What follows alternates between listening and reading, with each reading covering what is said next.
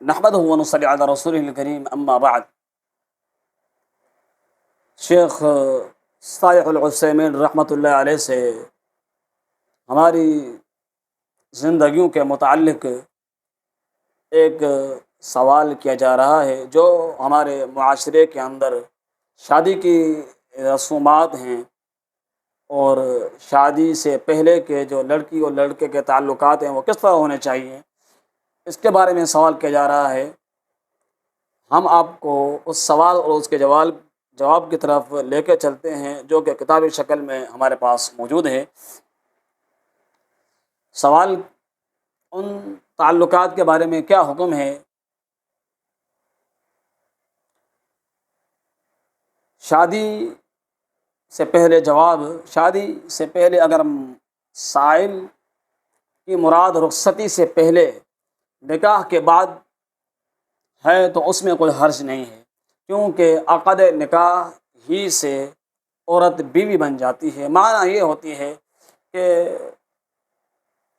نکاح ہو چکا ہے، نکاح ہونے سے ہی عورت بیوی بن جاتی ہے،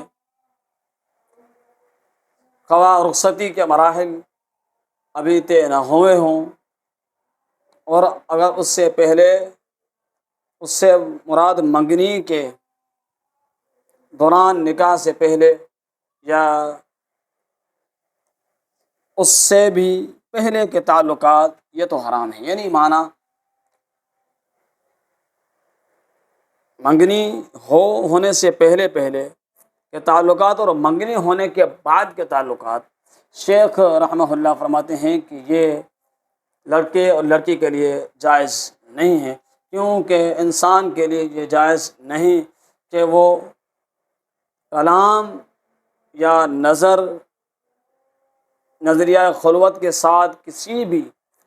عورت سے لطف اندوز ہو، یعنی اکیلا اور تنہائی کے نظریے میں اس عورت کے ساتھ وہ خلوت اختیار کرے اور تنہائی اختیار کرے، تو یہ مطلب یہ ہے کہ منگنی سے پہلے کہ اس طرح کے تعلقات ہوں یا منگنی کے بعد، جب تک نکاح نہیں ہوتا تو یہ جائز نہیں ہے، کیونکہ اس بارے میں نبی صلی اللہ علیہ وسلم کی ایک حدیث بطور دلیل پیش فرما رہے ہیں کہ لا یخلون رجل بامرأۃ الا ومعها ذو محرم ولا تسافر المرأة الا مع ذی محرم۔ صحیح مسلم کی یہ حدیث ہے،